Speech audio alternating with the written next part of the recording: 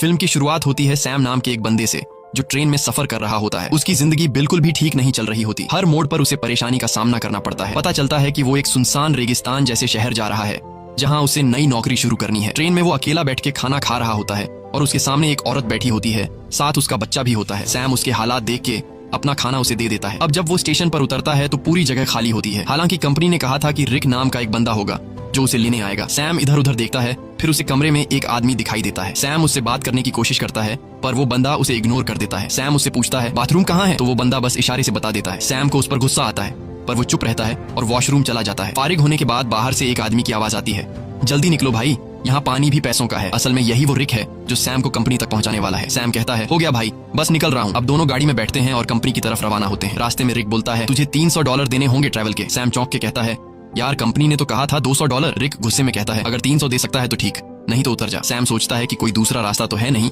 तो वो मान जाता है। थोड़ी देर बाद गर्मी बहुत ज्यादा हो जाती है। सैम एसी ऑन करने की कोशिश करता है। रिक तुरंत गुस्से में कहता है हाथ मत लगाना एसी को वरना इंजन बैठ जाएगा। अचानक गाड़ी का टायर पंक्चर हो जाता है। रिक खुद कुछ नहीं करता और सैम से कहता है चल टायर तू बदल। सैम मजबूरी में टायर बदलने लगता है। इसी दौरान वो देखता है कि एक कुत्ता दूसरे कुत्ते को मार रहा होता है। ये देखकर सैम बहुत ज्यादा डर जाता है। रिक आता है और कहता है ओ भाई कांप क्यों रहा है, ये होता रहता है। फिर वो जख्मी कुत्ते को खुद मार देता है ताकि उसे और तकलीफ ना हो। सैम बड़ी मुश्किल से टायर बदलता है, फिर दोनों वापस गाड़ी में बैठते हैं। रात को फ्यूल भरने के लिए गाड़ी रोकते हैं और वहीं रात गुजारने का प्लान बनाते हैं। दोनों लकड़ियां जमा करते हैं, आग जलाते हैं। रिक पूछता है तू इतनी दूर कंपनी क्यों जा रहा है। सैम कहता है यार जिंदगी बहुत मुश्किल चल रही है, मैं चाहता हूँ किसी का मोहताज न बनूं और मुझे यकीन है कि उस कंपनी में मुझे कोई अच्छी जॉब मिल जाएगी। रिक कहता है तू एक अच्छा इंसान है, लेकिन जिस जगह तू जा रहा है ना वहाँ सब खून चूस लेते हैं, सीधा बंदा वहाँ बचता नहीं। सैम कहता है चलो देखते हैं क्या होता है। अगले दिन फिर सफर शुरू होता है। अब सैम ड्राइव कर रहा होता है। रिक सो जाता है।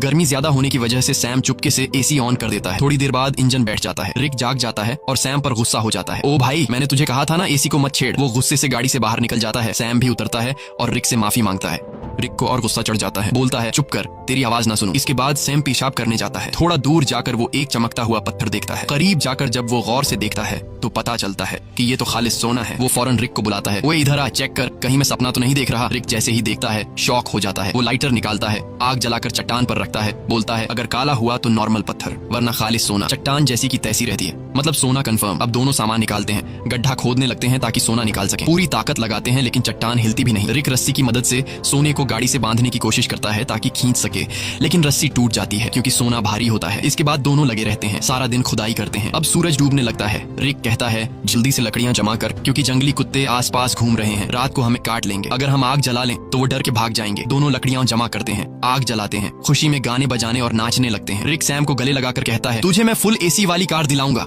रात को वो लोग बैठकर प्लान बनाते हैं। रिक कहता है ये सोने की चट्टान बहुत बड़ी है, अगर हम महीनों भी खुदाई करते रहें तब भी इसे नहीं निकाल पाएंगे, इसलिए अब एक आदमी यहाँ चट्टान के पास रहेगा और दूसरा जाकर खुदाई की मशीन लेकर आएगा। सैम कहता है भाई तू जाकर ले आ, मैं चट्टान का ध्यान रखूंगा। रिक कहता है नहीं भाई तू जा, मैं चट्टान के पास बैठूंगा, ये रेगिस्तान है, हर तरफ जंगली जानवर हैं, तू ये बर्दाश्त नहीं कर पाएगा। सैम कहता है कोई बात नहीं, तू मेरी टेंशन मत ले, मैं सरवाइव कर लूंगा, तू वैसे भी चोर है, हो सकता है तू सोना लेकर भाग जाए, तुझ पे कैसे भरोसा करूं। रिक कहता है ठीक है भाई मैं जाता हूँ, तू सोने का ध्यान रखना। अगले दिन वो लोग राशन बांटते हैं। रिक सैम को एक सैटेलाइट फोन देता है ताकि दोनों आपस में कांटेक्ट में रहे। रिक कहता है मेरे एक दोस्त के पास खुदाई की मशीन है, वही लाऊंगा, बस दुआ कर गाड़ी रास्ते में खराब ना हो, मुझे वापस आने में 5 दिन लग सकते हैं। और फिर वह चला जाता है। सैम सोने पर मिट्टी डाल देता है ताकि अगर कोई इधर से गुजरे तो सोने को देख न सके। वो एक छोटा सा टेंट भी लगा लेता है चट्टान के पास और अपना सारा सामान उसके अंदर रख देता है। सूरज डूबने से पहले वो लकड़ियां इकट्ठा करता है ताकि रात को आग जला सके। रात को वो आग जलाकर बैठ जाता है, खाने में से थोड़ा सा खाता है और बाकी रख देता है। अचानक उसे जंगली कुत्तों की आवाजें सुनाई देती हैं और उसे एहसास होता है कि अकेले होने की वजह से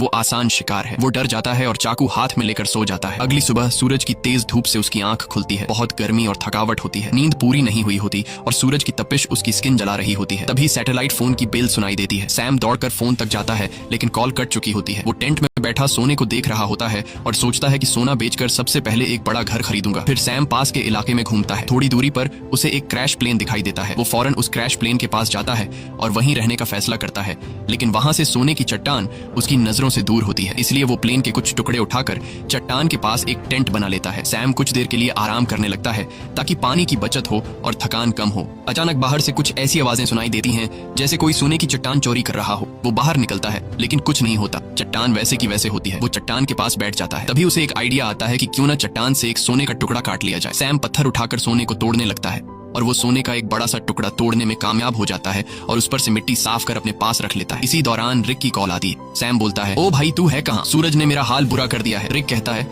यार इंजन खराब हो गया है, थोड़ा लेट हो जाऊंगा। सैम कहता है, जल्दी कर, प्यास से मर जाऊंगा। रिक कहता है, मुझे आने में थोड़े दिन और लगेंगे, और फोन काट देता है। रात को सैम आग के सामने बैठा होता है तो कुत्ते चारों तरफ से आवाजें निकालने लगते हैं। सैम को डर लगता है कि कहीं सब कुत्ते एक साथ हमला न कर दें। वो हाथ में जलती हुई लकड़ी पकड़ लेता है ताकि कुत्ते भाग जाएं। वो रात भर कुत्तों के डर से जागा रहता है। सुबह होती है, वो सोना चाहता है लेकिन सूरज ने उसकी खाल जला दी होती है। दर्द से वो सो नहीं पाता। वो पानी पीने जाता है लेकिन पानी भी बहुत कम बचा होता है। इतने में वो देखता है कि एक सांप उसकी तरफ आ रहा है। वो उसे मारने की कोशिश करता है ताकि खा सके, क्योंकि खाना भी लगभग खत्म हो चुका होता है। लेकिन सांप को मारते वक्त पानी की बोतल गिर जाती है और बस थोड़ा सा पानी बचता है। फिर वो दोबारा प्लेन वाले एरिया में जाता है, उम्मीद करता है कि शायद कुछ खाने पीने को मिल जाए। तभी वो देखता है कि दूर से एक इंसान आ रहा है। वो फौरन अंदर जाकर प्लेन में छुप जाता है, लेकिन वो इंसान प्लेन के पास आ जाता है और सैम को बाहर आने को कहता है। करीब आकर पता चलता है कि वो तो एक लड़की है जो उससे बात करना चाहती है, लेकिन सैम उससे बात करने को तैयार नहीं होता। लड़की पूछती है, तुम यहाँ बैठकर क्या कर रहे हो और यही जगह क्यों चुनी? सैम कुछ नहीं कहता, बस चुप रहता है। थोड़ी देर बाद सैम लड़की से कहता है कि वो इस प्लेन में रह सकती है और खुद वहां से चला जाता है। लड़की कहती है, तुम मुझसे कुछ छुपा रहे हो। वो सैम के पीछे पीछे चलने लगती है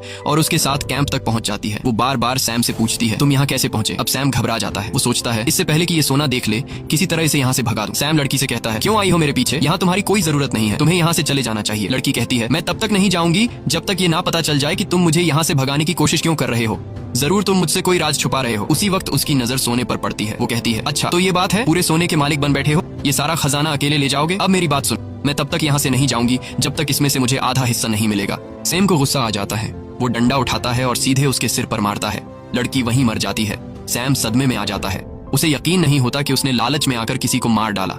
फिर खुद को संभालता है, उसकी सारी कीमती चीजें उठाता है, एक गड्ढा खोदता है और उसकी लाश को दफन कर देता है। कुछ देर बाद वो देखता है कि एक कुत्ता आकर उस गड्ढे से लाश निकालने की कोशिश कर रहा है। सैम भाग कर आता है, कुत्ते को हटाता है, लाश बाहर निकालता है और आग लगा के बॉडी को जला देता है। अगले दिन उसकी आंख फोन की घंटी से खुलती है। सैम रिक से कहता है, ओ भाई तू कहाँ है? भूख से मेरी जान निकल रही है, अगर तू जल्दी नहीं आया तो मैं भूख और प्यास से मर जाऊंगा। रिक कहता है, सॉरी यार, मुझे पता है तू बहुत तकलीफ में है, मैं जल्दी आ रहा हूँ, बस ये जो खुदाई वाली मशीन है बहुत स्लो है, थोड़ा टाइम और लगेगा। सैम परेशान हो जाता है। भूख प्यास से उसकी हालत खराब है, ऊपर से डर कि कोई जंगली जानवर हमला न कर दे। कुछ देर बाद वो देखता है कि एक गाड़ी सड़क से जा रही है। वो सोचता है, क्यों ना सोने का एक टुकड़ा लेकर यहाँ से निकल जाऊं, लेकिन ज्यादा सोने की लालच ने उसे रोक लिया। वो चाहता तो सोने का एक टुकड़ा लेकर जा सकता था जिससे उसकी जिंदगी बदल सकती थी, लेकिन ज्यादा की चाह ने उसे यहीं रुकवा दिया। सैम शाम से पहले रात के लिए लकड़ियां इकट्ठा करता है, लेकिन अचानक एक बहुत तेज रेतीला तूफान आता है। वो टेंट की तरफ भागता है, लेकिन तूफान उसका टेंट उड़ा देता है। सैम जान बचाने के लिए इधर उधर भागता है, लेकिन तभी एक पेड़ उस पर गिर जाता है। तूफान रुकने के बाद सैम खुद को मिट्टी में दबा हुआ पाता है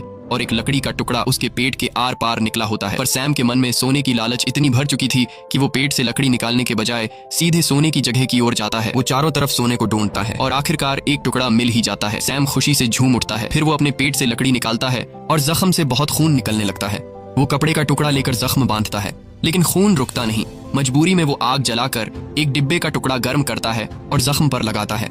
इससे सैम को इतनी तकलीफ होती है कि वो बेहोश हो जाता है। थोड़ी देर बाद होश आता है। उसे हर तरफ वही लड़की दिखती है जिसे उसने मारा था। अब उसका दिमाग घूमने लगता है। उसे समझ नहीं आता कि ये सच है या फिर वहम। तभी फोन बजता है। रिक कॉल करता है। सैम चिल्लाता है, यार वो लड़की हर तरफ दिख रही है। रिक बोलता है, कौन सी लड़की? देख, किसी को सोने के बारे में पता न चले, अगर किसी को पता चल भी गया हो तो उसे मार डाल। लेकिन सैम की हालत इतनी खराब होती है कि वो किसी को मार तो क्या, अपने पैरों पर खड़ा भी नहीं हो सकता। वो जमीन पर रेंग रहा होता है, जवाब देने की भी हिम्मत नहीं होती। अचानक वही लड़की सामने खड़ी नजर आती है, लेकिन इस बार उसके चेहरे पर कोई जख्म नहीं होते। वो सैम को पानी पिलाती है और मदद करने को कहती है, लेकिन सैम सोने की लालच में इतना अंधा हो गया था कि वो मदद लेने से भी इनकार कर देता है। सैम डरते हुए कहता है, मैंने तुम्हें मार डाला था, दूर रहो। वो बोलती है, बस इतना बता दो, क्या मेरी जुड़वा बहन यहाँ से गुजरी है? तब सैम को यकीन हो जाता है कि ये वहम नहीं है, बल्कि ये उसी लड़की की बहन है जिसे उसने मारा था। सैम कहता है, नहीं, मैंने कुछ नहीं देखा, बस तुम यहाँ से चली जाओ। जिसके बाद वो लड़की वहाँ से चली जाती है। कुछ देर बाद जंगली कुत्ते उसके पास आने लगते हैं और उसे चारों तरफ से घेर लेते हैं। वो तुरंत रिक को फोन करता है। वो रिक से पूछता है कि तुम कहाँ हो, जल्दी आओ नहीं तो ये कुत्ते मुझे मार डालेंगे। वो रोने लगता है।